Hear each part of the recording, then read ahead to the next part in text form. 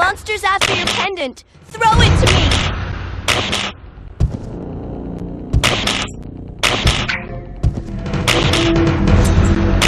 Good girl. Now run, Sherry!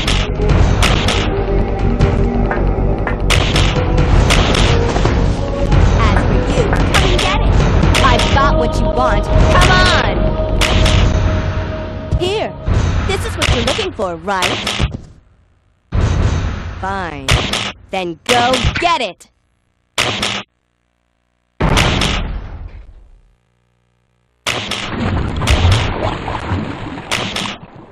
Sucker. The self-destruct sequence has been activated. The self-destruct sequence has been activated. This sequence may not be aborted. All employees proceed to the emergency car at the bottom platform. Greetings, I am Solidus-Skully and welcome back to the final part of Resident Evil 2. The final end, where we will see the conclusion to this great game. And yes, as you can imagine, we have another escape sequence, as is Resident Evil tradition. Starting from this point, I guess. You don't have a good Resident Evil game without a good escape sequence, kids.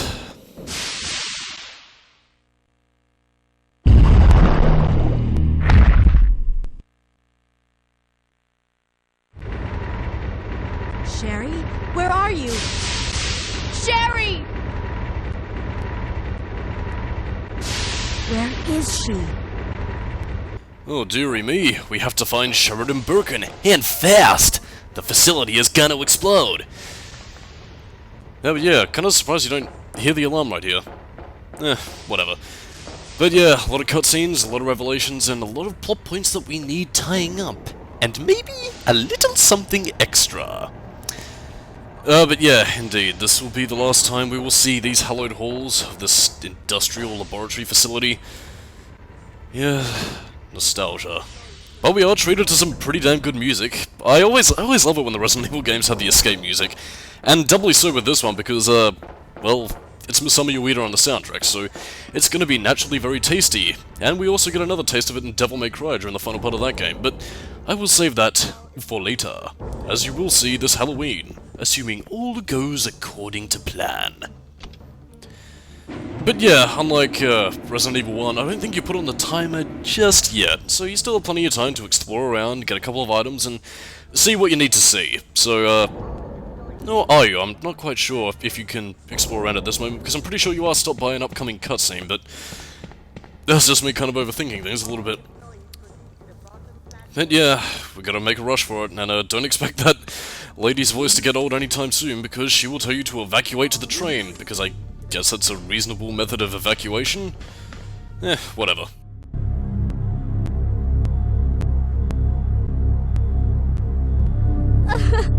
Mom! Mom! Sherry, you have to escape. I know I've been a terrible mother, but I still love you. Forgive me.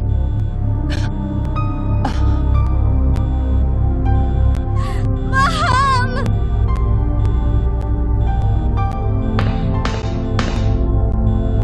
Sherry, we have to go now.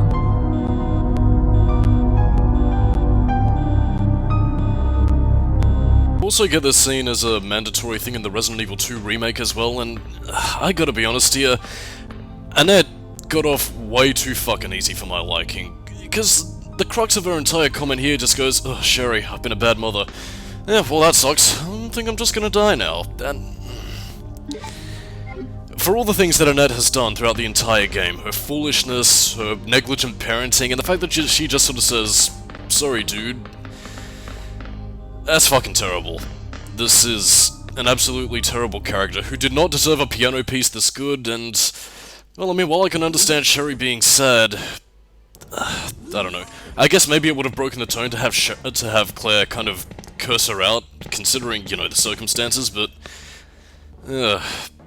Annette didn't deserve that sort of tragic goodbye, since she wasn't a very tragic character. As I mentioned in the previous part, that could have been salvaged had they, you know, stuck with the direction of Annette being a sympathetic character, or, you know, flat-out heartless, but I don't know. It's just something that Capcom, I don't think, really had well thought out. But regardless of such, it's time to move on. Annette's corpse will now be flame-grilled once the facility explodes. Now we can head off to trains! Yippee-yo, yippee-yo, yippee-yo, kaye. And this was the little segment that was right next to the facility which had all the naked zombies inside. So, yeah, in case you ever wanted a quick getaway from all the nakedness, well, you can run free. Oh, and by the way, for the previous part, I'm not actually going to do thumbnails. That was just for that one video. For the sake of being silly. Well, then again, unless of course it gets me a lot of views otherwise, who knows, maybe I will sell out and start getting some of that sexy YouTube dollars, diggy dog.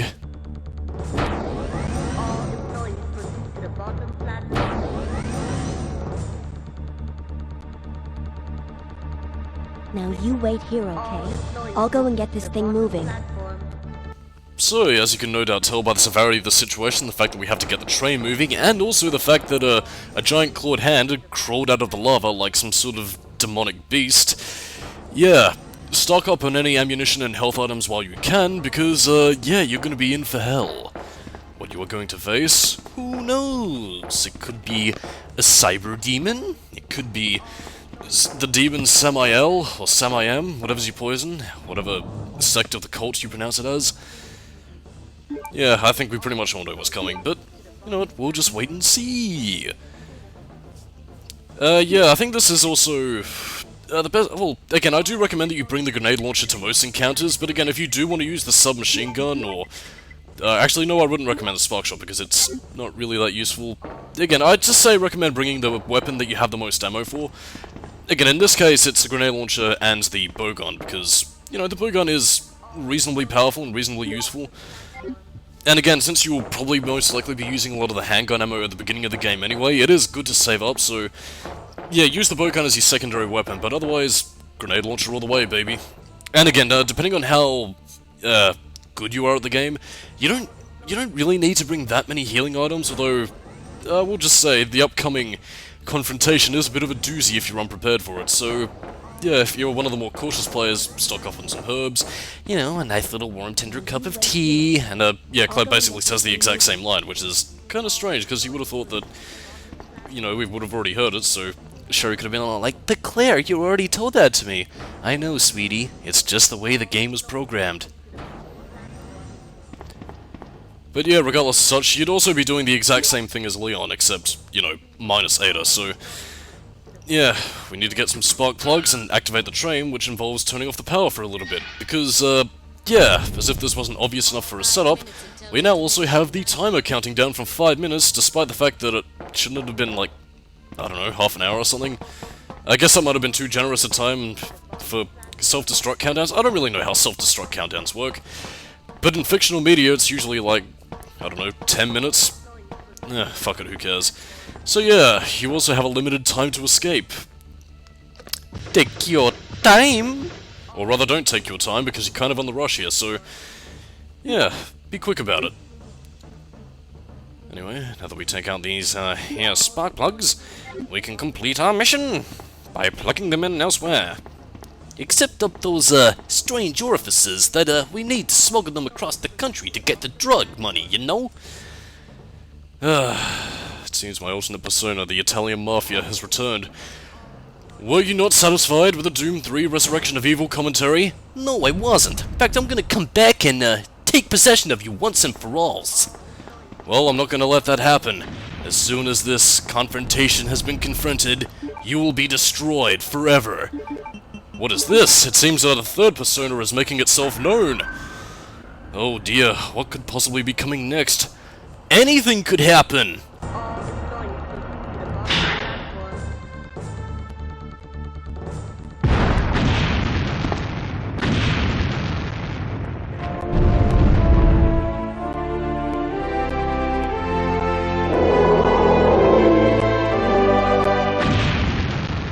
Oh my god, he's naked! And actually, really fucking deadly. Again, Mr. X in this form, well, his ultimate form, I should say, yeah, do not fuck around with him. Again, you do have to use relatively the same strategy as use a lot of, you know, grenade rounds to take him down, but he has nothing to scoff at in this form. He does some pretty massive damage, he is fast, and he will fuck you up. And, also, he has no pants. So, yeah, here's double the reason to be frightened of him.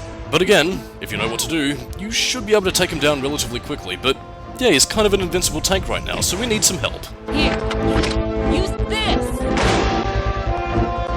Who are you? And that is the one time Claire and Ada technically meet in this game's story. And I think in the series, actually, now that I think about it, I'm not really too sure on that. But yeah, like with Resident Evil 1, we finally get to take down Mr. X using the rocket launcher. Oh yeah. You lose, big guy.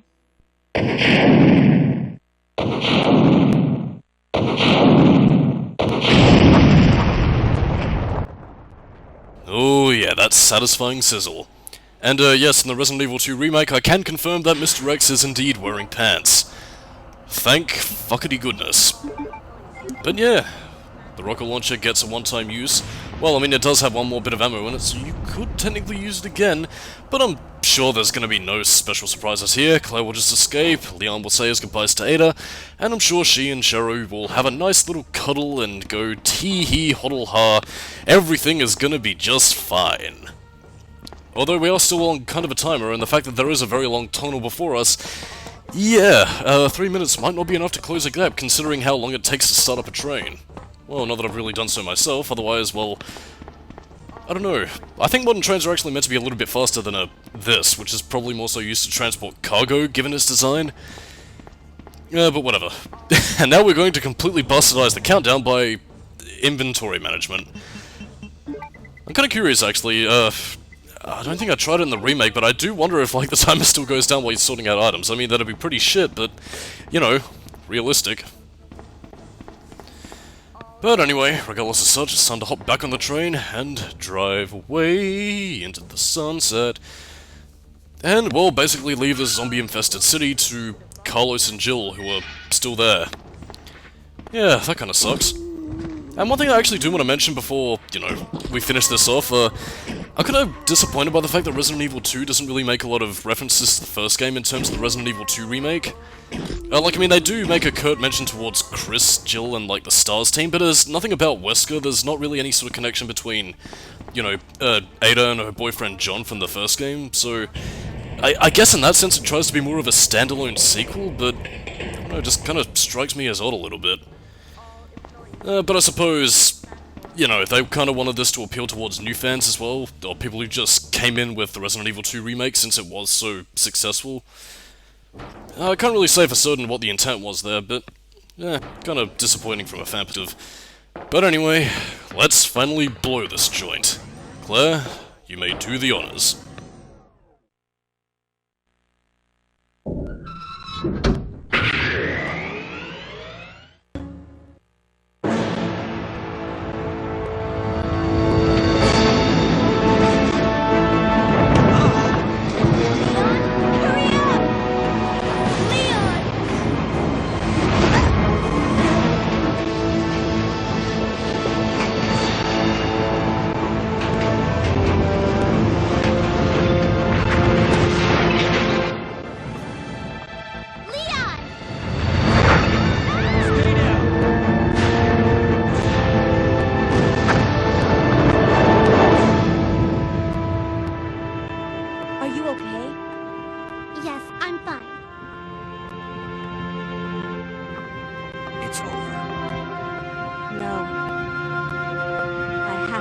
My brother. You're right. This is just the beginning.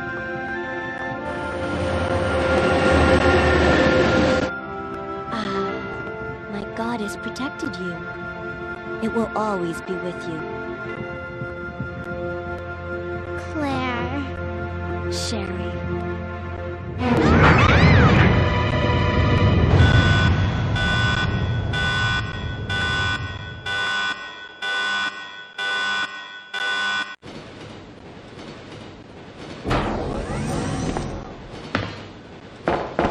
What was that? Well, wally me! It seems as if we're not quite done yet. But yeah, this is also the last scenario that you get, regardless of whether you're Claire or Leon as the Beak scenario character. So, yeah. We're not over yet. We're not quite finished yet. Damn it, I screwed up a badass line. I'm sad now.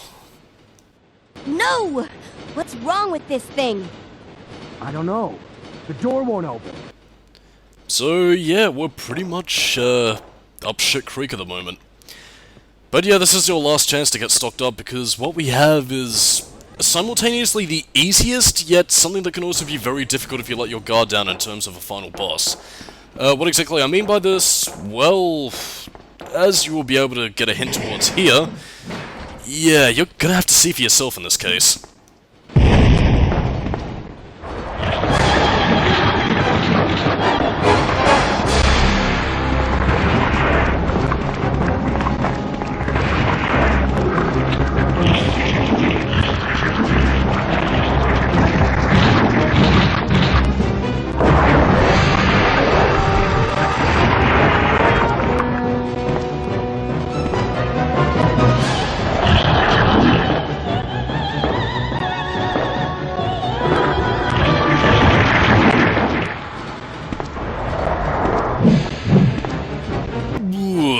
Cherry, Daddy wants a cuddle. Yeah, this giant beanbag chair is the man who was formerly Dr. William Birkin, Esquire. Now, this boss fight and its Parasite Eve is all hell music. Yeah, fire grenade rounds at it and don't stop, because if this thing reaches you, you're dead. No ifs, ands, or buts about it. You have to basically give it everything you've got, all the powerful weapons you have. Give it all you've got, because this is...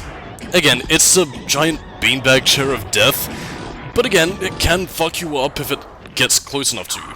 But again, if you shoot it enough times, it shouldn't be too bad. But again, as you can no doubt tell, this isn't enough to stop it, as the final cutscene would lead you to believe, so we kind of need a more permanent means of dealing with it. But again, for now, it's stopped. And also its goop is gonna go all over the floor, and don't let it touch you because you will die, so basically just head back through the train, and enjoy the 90s as all get out CGI. All I wanted was the TV remote from Sherry.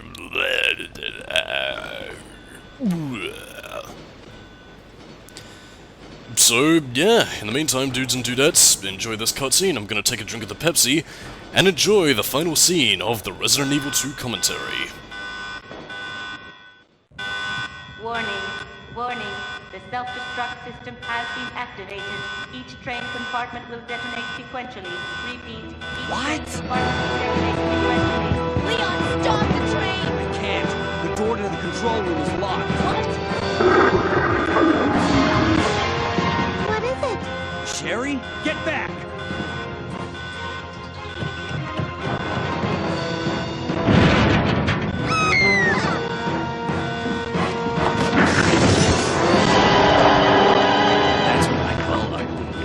Claire!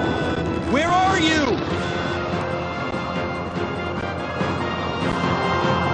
You don't give up, do you? Sherry!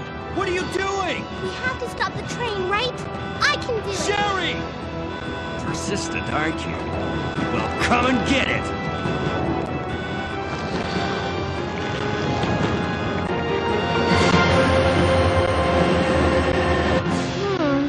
Which one's the right switch?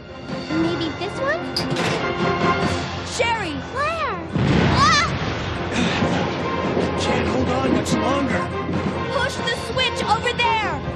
Got it!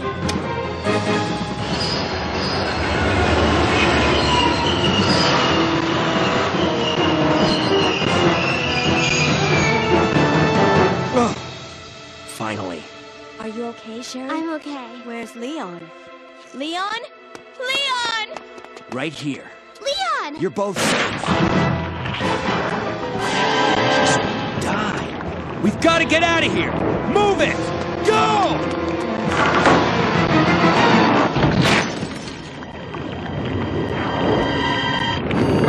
Oh, fuck!